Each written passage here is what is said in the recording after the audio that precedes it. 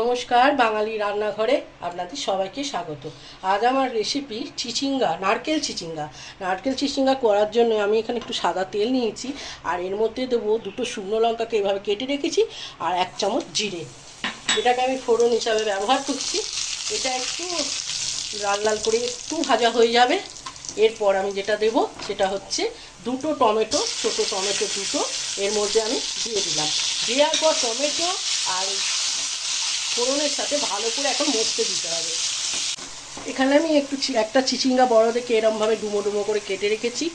এখন এটা এর মধ্যে দিয়ে দেবো। দেওয়ার পর ভালো করে টমেটোর সাথে এটাও ভেজে নেব। এটা চাপা দিয়ে একটু রেখে ভাজবো।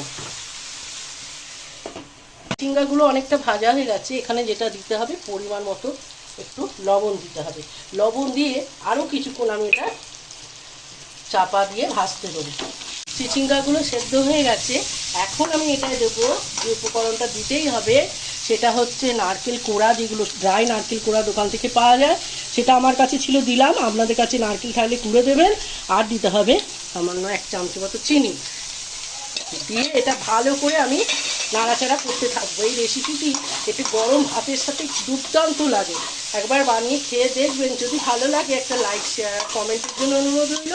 আর চ্যানেলটা একটু সাবস্ক্রাইব করবেন, যাতে নতুন নতুন রেসিপিগুলো সবার আগে আপনাদের কাছে পৌঁছাতে পারে। ভালো থাকবেন, সুস্থ থাকবেন, ভালো খাবার খাবেন।